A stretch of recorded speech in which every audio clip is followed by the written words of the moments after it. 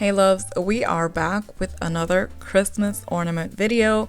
This time is hand painted, okay? No decoupage, nothing, just hand painted with a spatula. So be ready. This is everything I used. These are the ornaments I made like a few months ago, and I just thought this would be such a cool idea to show you guys how I did it, and that way you could either do them yourself for yourself or as gifts or to sell them at a market, who knows, whatever.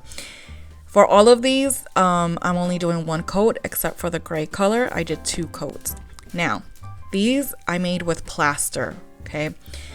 You can use air dry clay, you can use resin, whatever you want, but I use plaster, so the consistency is a little bit different as far as like the dry time and whatnot. So this mold is from IOD, so I'm going to leave everything linked below, from the mold to the colors that I used, and I guess the brush. The spatula I got at Michael's, so I'll see if I can find the link to it and leave it for you in the description box. So I am doing one in an ivory color, one in gold, and then the other one it's a gray, but at the end it looks black. So again, you just want to do one coat, and if you can see this one, this is the iridescent gold from Golden. For some reason there's like a green thing in it. Anyways, it was driving me nuts, but it's gonna be covered up anyway, so it doesn't really matter. All right, let me know in the comments if you love to handmade ornaments or if you just rather buy them. If you have every Christmas ornament mold out there, there's a few. There's the new ones from IOD that I have been wanting to play with, but they seem to be sold out. Okay, before I keep babbling, here I am using the spatula. As you can see, you don't want to load it up too much. Just, I don't know. You don't want to load it up too much and not too little either. And be very patient with this. You want this to dry as much as possible before you go in with the next step, okay? This is what it's looking like. I love this green. Now this is what I'm going to use for the leaves, and in conjunction with the Raw Umber and the Sap Green. And what you want to do here is just grab a little bit of everything, as so, and then kind of offload the spatula, okay? Now I always go in with the longer side facing down, if that makes sense, and then just look at the magic. Just look at it. Oh. This is my favorite technique, okay? If you didn't watch the last video, it was like a fall floral thing. Go ahead and watch that, because I used even a even bigger spatula to make these leaves, and I'm obsessed. This is my favorite thing to do, like just smearing paint and just seeing how all the colors come out together. I freaking love it. Okay, now I am flipping the spatula and doing the same thing but on the other side. Now this gets tricky to do, so as you can see, I'm struggling here. So I flip over the ornament and it's just so much easier. It's the same thing. What you want to do is lay it flat and sideways, like flat tilted onto your surface, and then just light pressure and just drag it out. We're basically smearing and dragging paint, okay? And then from here, I just use whatever is left and then just create more leaves around that so that the flower itself can have some sort of leaf going behind it. And yeah, this is super random. It's whatever you feel, wherever your flower is going to be. You don't want it to be right exactly where the flower is, but close enough. So just go based off of the stem that you did and go from there. And I like to do it all over so that it looks like leaves are flowing down.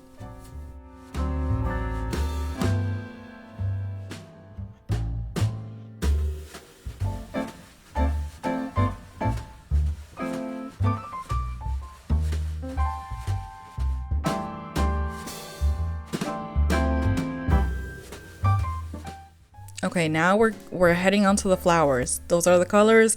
That's what it looks like on my palette. And we're gonna do the exact same thing, okay? We're gonna use the same spatula. We're gonna grab a little bit. And what I like to do is I like to do like red, white, or cream, red. So just as you see here, and I'm probably not gonna do the same thing every time. The other thing you might want to consider is the darkest color, put it on the very pointy, the one that's gonna face down now, because then that way the dark stays in the bottom. And then you're gonna do the same, okay? Sorry, I ramble. You're gonna press lightly and then go up. Press lightly and then go up. And then just wherever you place your spatula is where it's gonna go. I do 3, I do the one in the middle first, and then I do the ones on the side. You can always add a little bit more. Just know that the more you smear, the more the colors blend together. So here I'm grabbing something. Oh, duh, I'm grabbing paint. I'm just not sure if I'm gonna go back into that one. I guess not. The more you do this, the easier it gets. Don't be afraid of the spatula. If you are better with a brush, then by all means use your brush. But I love the spatula. I love how it just again, how it smears the colors, but it doesn't blend them together. So then I add either white or cream just to give those two reds a separation. You can also use other colors. So having like a neutral base such as white or cream in the middle is going to help you define the flower. Okay. Now you see I still have red paint on my spatula, and I'm gonna do the exact same thing. I'm just gonna smear it everywhere so that it looks like it's, you know, there's petals going all over the place. So that is my technique. This is my favorite thing to do. Yeah, let me know if you've ever used a spatula, if you're gonna give this a try, or if you much prefer a brush.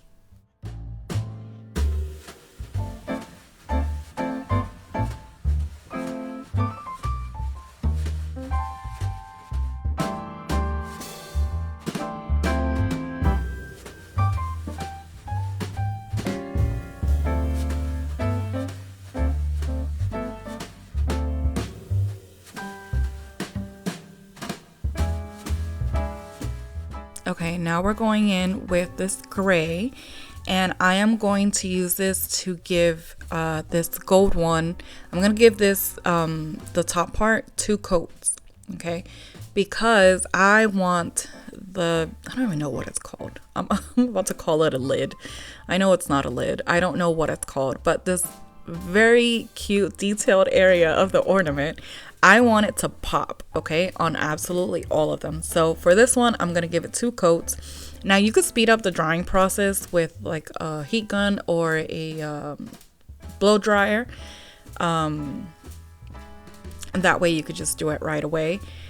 Anyways, once that's done, I'm going back with this it's a bronze, but it looks like gold, from Golden, and then I'm just gonna outline the ornaments except the gold one because there's no point. And then I'm gonna do the same with the detailed lid of the ornament.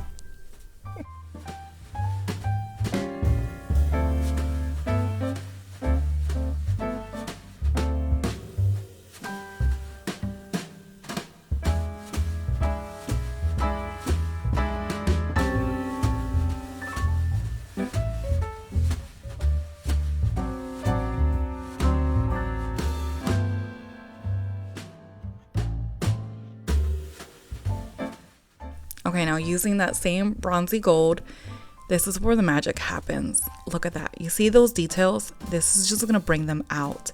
Now you want to do this very lightly handed, and you don't want a lot of paint on your brush.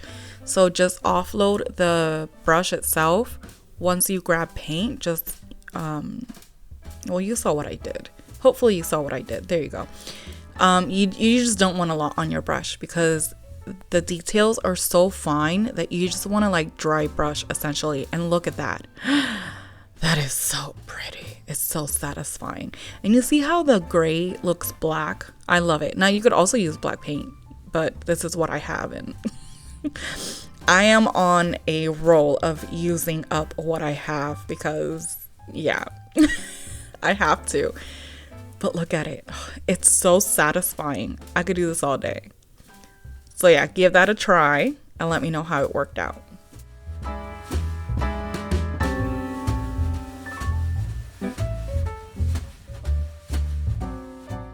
Now use your favorite ribbons. This is just one style that I had in mind to do, but I thought how cool would it be to actually tie it and create a bow on the tree. So these ribbons I got from Michael's last year once they went on sale. I think that's the best time to buy ribbons, honestly. And I did them, the way I measured was I kind of started tying it up to see how it would feel in my hand to like tie up a bow. And then I just went with my gut. And then because they're thick, like they're wide, I cut them in half and then I rip them, and then now you have two instead of one. And I do the same with the gold. And I actually had a green ribbon, which I did the same for, but the green one I think was like 2 inches or 2.5. So I got 3 strips from one. So just keep that in mind. The thicker, especially if you're getting them on sale, the thicker the ribbon, the more you can get out of it. Okay. So now I just made this like little like loop, and then I hot glued, and then I hot glued the rest.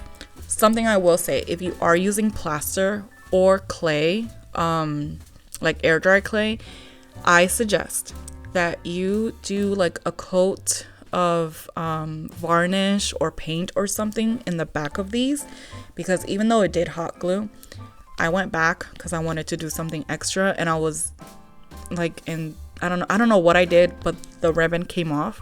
So my suggestion is that for the backing of the ornament, if you're using plaster or air dry clay or something like that, is to add a sealer in the back so that your hot glue really sticks to something other than just dried up clay or something. Okay, so this is how I did it. Kind of simple, and you just want to make sure that the ornament itself is not going to go like forward. Okay, so this is me fighting with like for my life to tie up this bow. Oh my goodness. So I think in theory this is a really good idea. In practice, I hope you have patience. Okay, if not, just do the regular bow tie like little thing. But look how cute, okay, too cute in my opinion. Anyways, let me know what you think. Let me know if you enjoyed this video, if you're gonna give the spatula painting a try, if you're gonna hand paint or decoupage ornaments this year.